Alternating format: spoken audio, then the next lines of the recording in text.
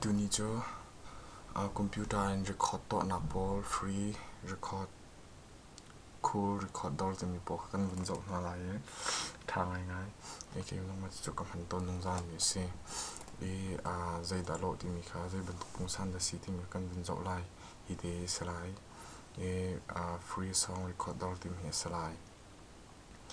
ma ka kha a chung han ning ka chu fawi this ko chim ha lai lo e zai tin na ko kal linga kan lak lai ti mi kha kan vun zo ta na lai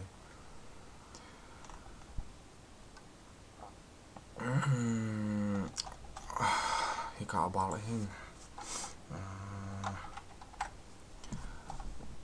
www.coolrecord.edit.com te kan tel la enter click piak la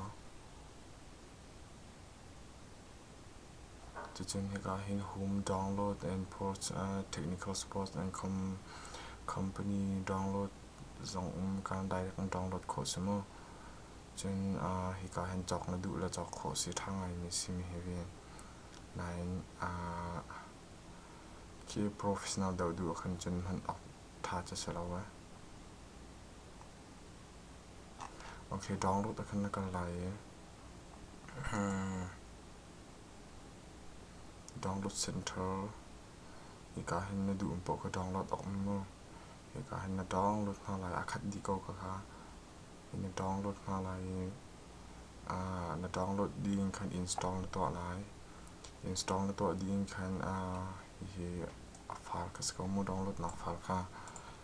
install na to di khan hi na on na chen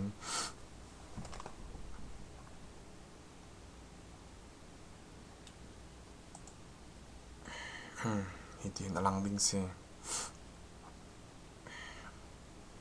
ka o ka bun tun chin ta lai te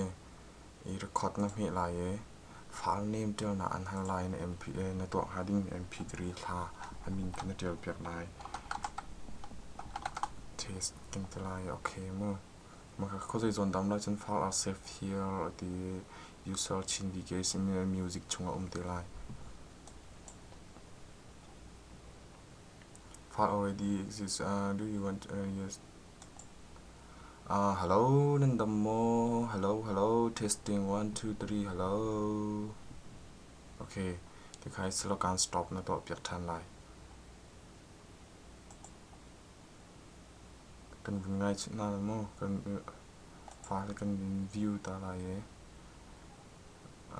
test okay mi se he kan vun ngai to na lai